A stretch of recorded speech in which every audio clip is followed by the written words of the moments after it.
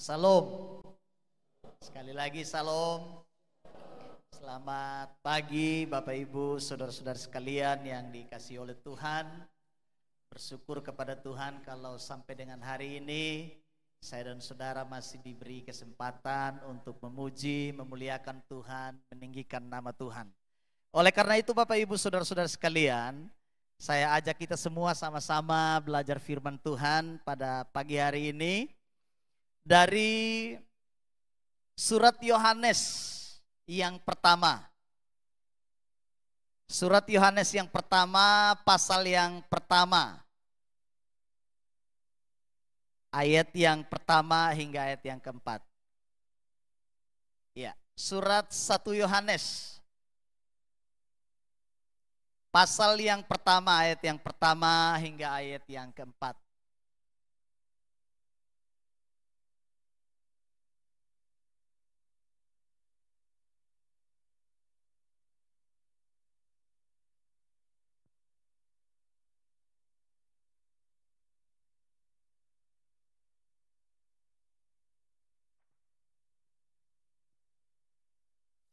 Ya, kalau sudah ketemu, kita akan sama-sama membaca firman Tuhan ini. Saya baca ayat yang pertama, kita bergantian hingga ayat yang keempat.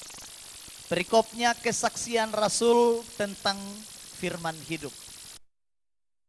Apa yang telah ada sejak semula, yang telah kami dengar, yang telah kami lihat dengan mata kami, yang telah kami saksikan dan yang telah kami raba dengan tangan kami tentang firman hidup, itulah yang kami tuliskan kepada kamu.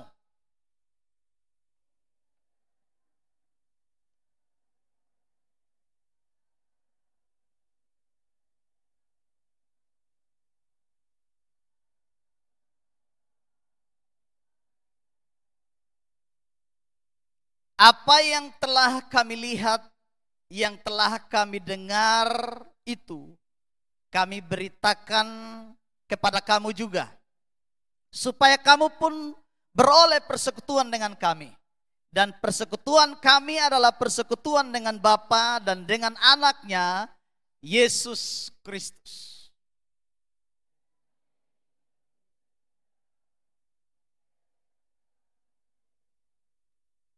Amin. Buat pembacaan firman Tuhan ini. Bapak Ibu, saudara-saudari sekalian yang dikasihi oleh Tuhan, hidup Kristen itu adalah hidup yang penuh dengan kesaksian. Amin. Sejak awal para rasul,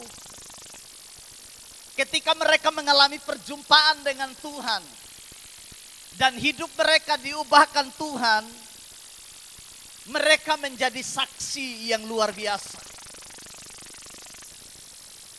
Dan salah satu bukti dari kesaksian itu adalah apa yang kita baca hari ini. Tulisan ini adalah kesaksian dari Rasul Yohanes, salah seorang rasul Tuhan Yesus.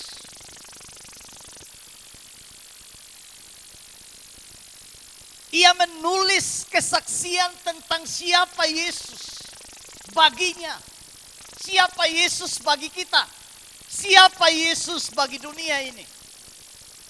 Makanya saya katakan tadi, hidup Kristen itu adalah hidup yang penuh dengan kesaksian. Dimanapun kita berada dan kemanapun kita pergi, hidup kita harus menjadi saksi. Amin Bapak Ibu. Saudara sekalian yang dikasihi oleh Tuhan, dalam pembacaan kita ini dikatakan kesaksian Rasul Yohanes tentang firman hidup. Dengan kata lain, kesaksian Rasul Yohanes tentang Yesus.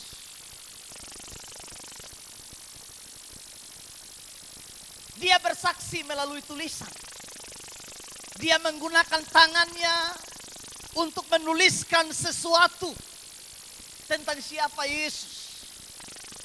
Makanya ada banyak surat Yohanes, Bapak Ibu Saudara sekalian. Kalau Bapak Ibu baca surat Yohanes itu ada 1, 2, 3 Yohanes, ada Wahyu dan ada Injil Yohanes. Ada sekitar 5 buku yang ditulis oleh Rasul Yohanes. Rasul ini adalah rasul yang luar biasa. Ia menggunakan keterampilannya menulis untuk menjadi saksi. Kalau Yohanes menggunakan keterampilan menulisnya bersaksi, bagaimana dengan kita?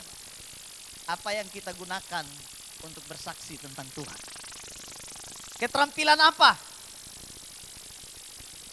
yang kita mau pakai untuk bersaksi bagi Tuhan? Mungkin kita tidak bisa menulis buku seperti Yohanes, tapi ada banyak cara yang saya dan saudara bisa lakukan menjadi saksi bagi Tuhan. Amin. Bapak Ibu Saudara sekalian yang dikasihi oleh Tuhan, apa yang menjadi isi kesaksian Yohanes di sini? Dikatakan apa yang telah ada sejak semula. Yohanes hendak mengungkapkan siapa Yesus baginya. Apa yang telah ada sejak semula. Yohanes hendak menggambarkan keberadaan Yesus.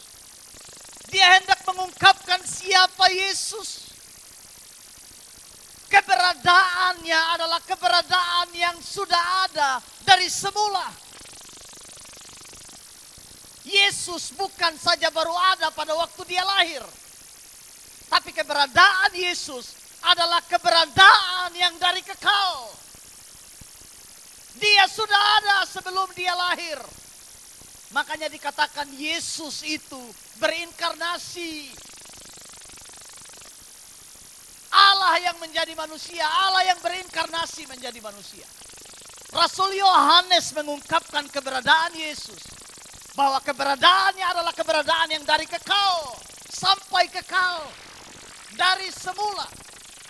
Artinya bahwa sebelum ada waktu ini, Yesus sudah ada. Saya ulang lagi, sebelum waktu ini ada, Yesus sudah ada. Sebab keberadaannya adalah keberadaan di luar waktu. Itulah yang disebut dengan kekekalan. Jadi Yesus disaksikan oleh Yohanes di sini sebagai pribadi yang kekal. Pribadi yang luar biasa. Dan dia menyebutnya sebagai logos atau sebagai firman. Logos itu bahasa Yunani yang artinya firman atau perkataan. Makanya Yohanes menyebut Yesus sebagai logos, sebagai firman, sebagai perkataan Allah yang kekal. Sebagaimana Allah kekal, maka perkataannya adalah perkataan yang kekal. Amin. Amin Bapak Ibu. Sebab tidak mungkin Allah pernah berbisu. Tidak mungkin Allah kehilangan kata-kata. Allah adalah Allah yang kekal, Allah yang berkata-kata.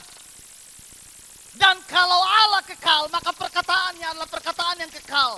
Maka logosnya, maka firmannya adalah firman yang kekal. Dan kalau Yesus adalah logos Allah, berarti Yesus adalah Allah itu sendiri. Amin Bapak Ibu sekalian. Amin. Makanya kalau ada pengajaran yang mengatakan Yesus bukan Allah, Yesus bukan Tuhan, mari baca Alkitab. Dan kita pelajari dengan tulus kebenaran itu. Mempercayai dengan baik kebenaran itu. Supaya kita benar-benar mengenal siapa Tuhan kita. Yohanes bersaksi. Ia sudah ada dari mulanya. Bapak Ibu Saudara sekalian yang dikasihi oleh Tuhan. Apa yang telah ada sejak semula.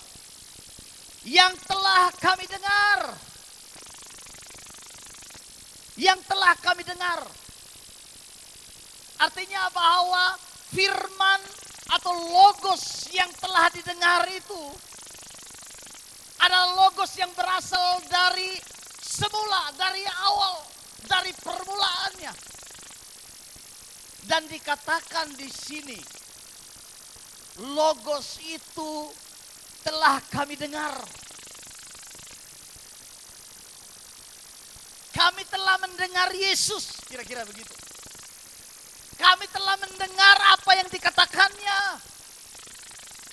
Makanya ada istilah dalam bahasa Yunani disebut dengan proporikos. Proporikos itu artinya firman yang hanya didengar. Logos yang hanya didengar. Dalam bahasa Yunani disebut dengan proporikos. Ya. Tapi di sini dikatakan yang telah kami dengar, yang telah kami lihat dengan mata kami. Ternyata Logos atau firman atau Yesus yang disaksikan Yohanes bukanlah hanya Logos yang didengar, tetapi Logos yang telah dilihat dengan mata. Artinya di sini Yohanes hendak menggambarkan bahwa Yesus itu manusia. Amin. Amin Bapak Ibu sekalian. Yesus itu menjadi manusia. Logos Allah itu benar-benar menjadi manusia. Sehingga bisa dilihat dengan mata. Bisa diraba dengan tangan. Bisa didengar dengan telinga. Allah telah menjadi Allah yang diam di tengah-tengah saya dan saudara. Makanya kita mendengar istilah Immanuel. Bapak Ibu pernah dengar istilah Immanuel? Kalau yang orang Kristen pasti dengar. Immanuel. Immanuel.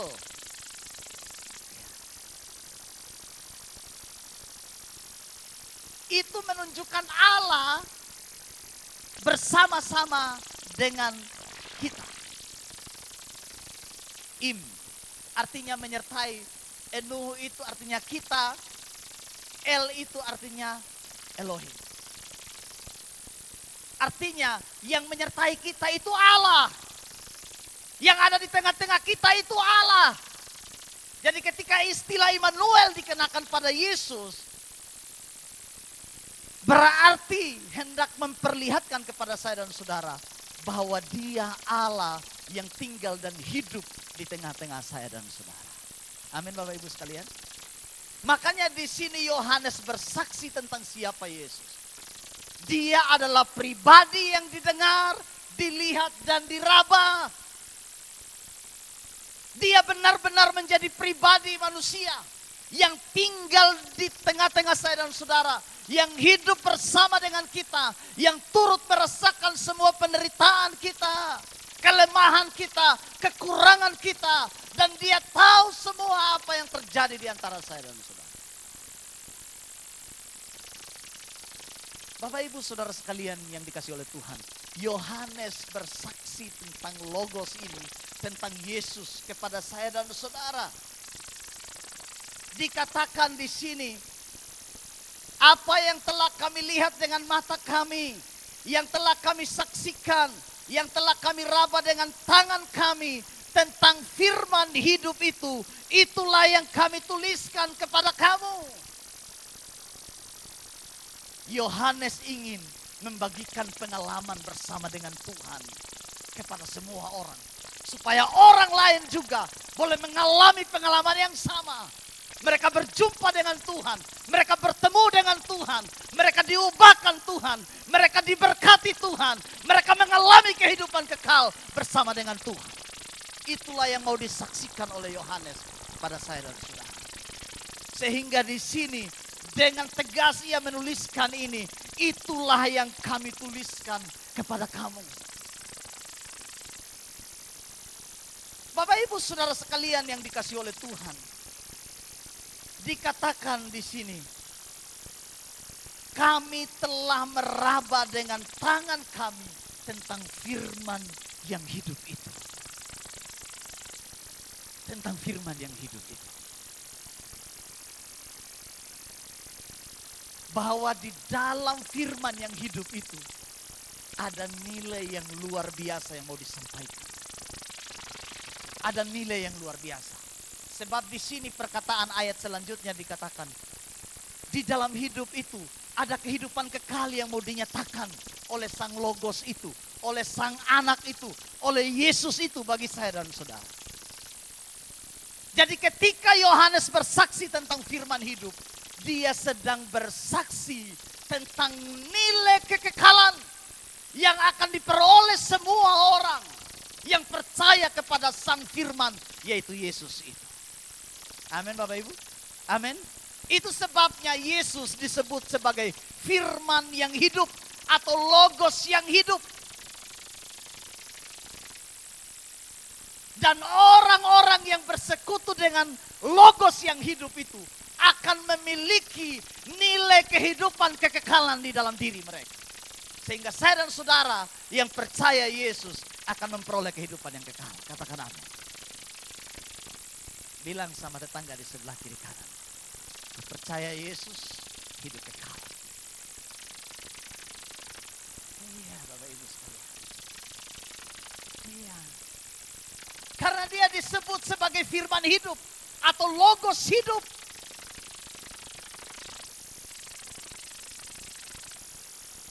Ayat kedua dikatakan begini, hidup itu telah dinyatakan dan kami telah melihatnya dan sekarang kami bersaksi dan memberitakan kepada kamu tentang hidup kekal yang ada bersama dengan Bapa dan yang dinyatakan kepada kami.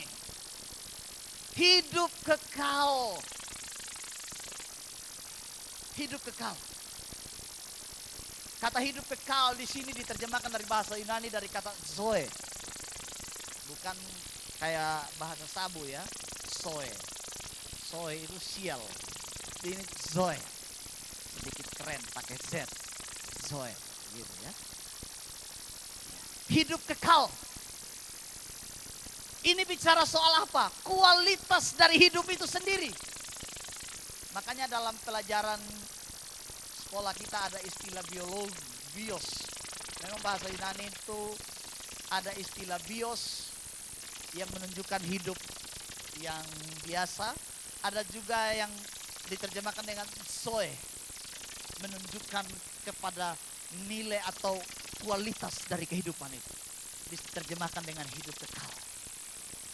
Jadi orang-orang yang percaya kepada firman hidup itu, di dalam diri mereka ada kualitas-kualitas kekekalan. Hidup mereka menjadi hidup yang penuh dengan kualitas kekekalan. Hidup mereka tidak lagi berorientasi pada dunia ini. Tapi hidup orang-orang yang percaya kepada Kristus adalah hidup yang berorientasi kepada nilai-nilai kekekalan. Jadi Bapak Ibu Saudara sekalian, saya dan saudara tidak mencari apa yang ada di dunia ini. Tapi kita sedang mencari apa yang ada di surga. Memang kekekalan itu berjalan mulai dari sekarang. Tapi ada ukuran kekekalan nanti. Ukuran nilai hidup, kualitas hidup itu yang akan ditentukan bagaimana saya dan saudara mempercayai Yesus, Sang Logos itu atau tidak. Bapak Ibu Saudara sekalian yang dikasih oleh Tuhan, sebab banyak orang tidak percaya Yesus dengan sungguh-sungguh, sehingga kualitas kehidupannya, nilai kehidupannya bukan diukur dari tolak ukur kekekalan, tapi diukur dari tolak ukur dunia ini. Nilai yang ditampilkan nilai-nilai dunia. Tetapi orang-orang yang percaya Yesus, tolak ukur hidupnya, nilai-nilai hidupnya, nilai-nilai kekekalan, nilai-nilai kebenaran, nilai-nilai kehidupan yang luar biasa yang ditunjukkan. Sehingga di sini Bapak Ibu Saudara sekalian dikatakan begini. Sekarang kami bersaksi dan memberitakan kepada kamu tentang hidup kekal yang ada bersama-sama dengan Bapa dan yang telah dinyatakan kepada kami. Apa yang telah kami lihat dan telah kami dengar itu kami beritakan kepada kamu juga, supaya kamu pun beroleh persekutuan dengan kami. supaya kamu pun beroleh persekutuan dengan kami. Selain hidup Kristen itu bicara soal kesaksian, hidup Kristen itu bicara persekutuan.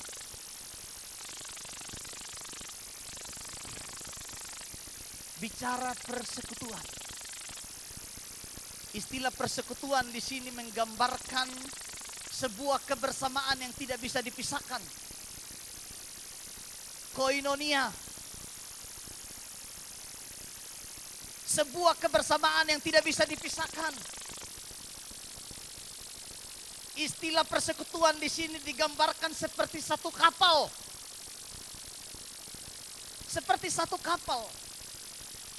Kita sama-sama berlayar menuju pelabuhan yang indah. Kita searah, satu tujuan, kita sehati.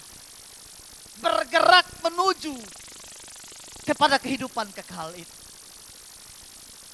Jadi selain kesaksian menjadi ciri khas kehidupan kita, persekutuan menjadi ciri khas yang sangat penting dalam kehidupan kita. Makanya saya dan saudara ada di gereja. Amin. Ini gambaran dari kita bersekutu. Kita bersekutu. Namun banyak orang yang tidak mau masuk dalam persekutuan. Tidak mau gereja. Padahal harapan dari kebenaran itu bagi saya dan saudara adalah selain kita bersaksi, kesaksian itu harus mendatangkan persekutuan. Ada komunitas di mana kita bertumbuh bersama. Saling mendukung satu dengan yang lain. Kalau ada yang lemah dikuatkan. Kalau ada yang sakit didoakan. Kalau ada yang kekurangan ditopang. Itu namanya persekutuan. Tidak ada persekutuan itu yang saling menjatuhkan. Amin. Amin Bapak Ibu. Sudah mau jatuh, biar sudah.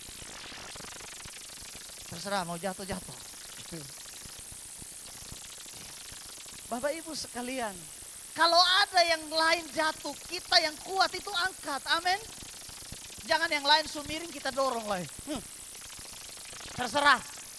Mau datang gereja, datang. Kalau tidak datang, terserah. Tidak Bapak Ibu sekalian. Persekutuan itu gambaran bagaimana saya dan saudara saling menopang satu dengan yang lain. Amin. Amin. Saling mendukung satu dengan yang lain, itu persekutuan. Ada kesehatan di dalamnya. Ada ketulusan, ada keikhlasan. Ada kasih mesra yang dibangun. Itu baru ciri khas persekutuan Kristus. Dan ini harapan kebenaran ini bagi saya dan saudara. Supaya kita selain bersaksi, kita bersekutu. Sebab persekutuan kita di sini digambarkan adalah persekutuan dengan Bapa dan Anak. Ada persekutuan dengan Allah di sini. Jadi persekutuan orang Kristen itu adalah persekutuan di mana Allah hadir di situ. Amin. Amin. Jadi kalau persekutuan orang Kristen baru Allah tidak hadir, itu bukan persekutuan yang sesungguhnya. Firman Tuhan bilang begini, di mana 2-3 orang berkumpul dalam namaku, aku ada di situ. Itu bicara apa? Persekutuan. Saya percaya Tuhan hadir di sini. Amin Bapak Ibu. Karena kita lebih dari 2-3 orang. Ini persekutuan. Allah hadir di tengah-tengah persekutuan kita. Kalau bicara Allah hadir dalam persekutuan kita, itu bicara soal bagaimana Allah peduli dengan saya dan saudara. Allah memahami dan mengerti semua pergumulan dan persoalan yang saya dan saudara hadapi dalam persekutuan itu. Saya sungguh percaya di dalam persekutuan itu ada mujizat Tuhan. Ada damai, ada sukacita, ada kekuatan ilahi yang diperoleh. Makanya kalau saya datang atau kita semua datang ke gereja, nyanyi puji Tuhan, kita rasa damai dan sukacita. Amin. Datang dengan beban berat, pulang membawa kelegaan. Datang dengan marah, pulang dengan sukacita. Datang dengan emosi, pulang dengan damai. Amin. Datang dengan galau, pulang dengan sorak-sorai. Itu gambaran persekutuan. Jadi Bapak Ibu Saudara sekalian yang dikasih oleh Tuhan, di sini Rasul Yohanes bersaksi kepada kita supaya kita juga berada di dalam persekutuan yang sama. Di sini Bapak Ibu Saudara sekalian yang dikasih oleh Tuhan, dan persekutuan kami adalah persekutuan dengan Bapa dan dengan anaknya Yesus Kristus. Persekutuan dengan Bapa dan dengan anaknya Yesus Kristus. Mungkin Bapak Ibu bertanya begini, kok ada pemisahan antara Bapa dengan anak? Iya, ada pemisahan antara Bapa dengan Yesus Kristus. Apa yang dikatakan oleh Yohanes di sini hendak menggambarkan kepada saya dan saudara siapa Yesus. Yesus, Allah yang menjadi manusia. Dalam kapasitasnya sebagai pribadi yang menjadi manusia, dalam rencana untuk menyelamatkan manusia. Apa yang disebut oleh Yohanes dalam persekutuan dengan Bapa dan Anak? Ini bukan menunjukkan, kalau dalam bahasa Yunaninya Bapak Ibu sekalian, ini bukan menunjukkan Bapa lebih tinggi, anak lebih rendah, bukan. Tapi ini menggambarkan persekutuan yang sejajar. Keberadaan yang sejajar antara Bapa dengan anak. Bapa dan anak. Persekutuan yang tidak bisa dipisahkan oleh apapun. Bukan bicara soal siapa yang lebih besar dan siapa yang lebih kecil. Tapi di sini menggambarkan persekutuan yang tidak bisa dipisahkan oleh apapun. Sehingga di sini Bapak Ibu Saudara sekalian yang dikasih oleh Tuhan, Yohanes mengajarkan kepada saya dan saudara, dikatakan di sini, dan persekutuan kami adalah persekutuan dengan Bapa dan dengan anaknya Yesus Kristus. Dan semuanya ini kami tuliskan kepada kamu supaya sukacita kami menjadi sempurna. Ujung dari semua kesaksian dan persekutuan kita dengan Tuhan. Di sini dikatakan supaya sukacita kami menjadi sempurna. Amin. Amin Bapak Ibu sekalian. Sukacita kita tidak akan sempurna dengan apa yang kita punya hari ini, kalau kita tidak hidup dalam persekutuan dengan Kristus. Sukacita kita akan menjadi sukacita yang sementara, yang semu, jika kita tidak hidup dalam persekutuan dengan Kristus. Oleh karena itu, Yohanes berkata, sukacita saya sempurna setelah saya bersaksi dan mengingatkan kalian semua tentang persekutuan dengan Kristus. Itu menjadi sukacita yang telah sempurna di dalam diri Yohanes. Bagaimana dengan saya dan saudara? Apakah hari ini sukacita kita juga menjadi sempurna? Karena kita telah ada dalam persekutuan bersama dengan Tuhan. Amin Bapak Ibu. Amin.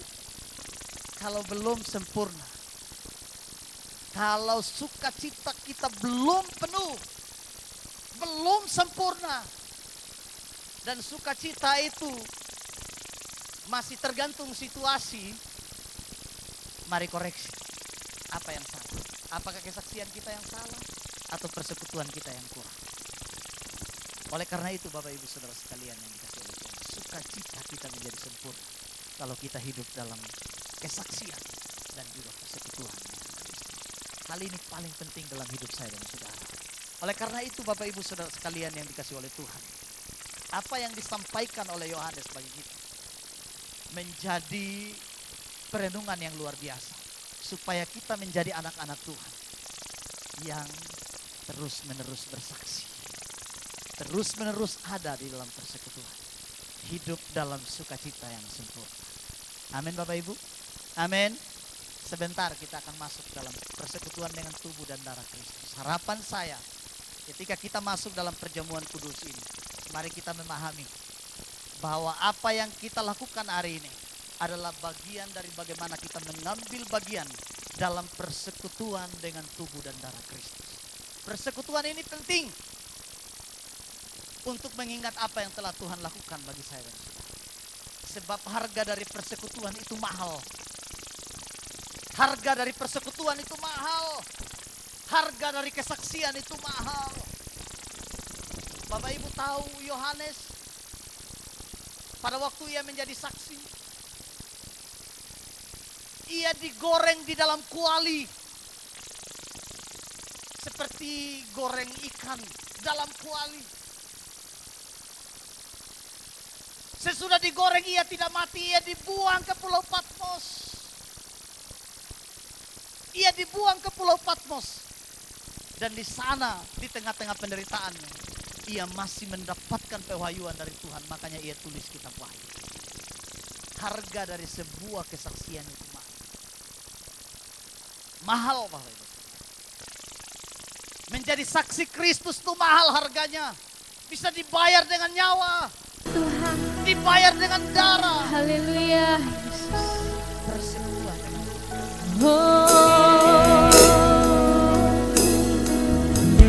Kesaksian ini mahal. Yesus membayar kesaksian ini dengan nyawanya, dengan darah, supaya saya dan saudara dinyatakan benar oleh Tuhan. Amin, Bapak Ibu sekalian. Melalui pengorbanan Kristus, ia sedang bersaksi bahwa saya dan saudara telah diampuni, telah dibebaskan, telah dipulihkan, telah disembuhkan. Oleh karena itu persekutuan itu mahal. Kesaksian itu mahal harganya. Oleh karena itu mari hargai. Ketika saya dan saudara masuk dalam persekutuan dengan tubuh dan darah Kristus, kita menjadi anak-anak Tuhan yang benar-benar memahami dengan baik apa yang menjadi tugas dan tanggung jawab kita sebagai orang-orang percaya dalam mempersiapkan diri mulai hari ini sampai menuju kepada Tuhan. Amin. Buat renungan firman Tuhan hari ini, saya ajak semua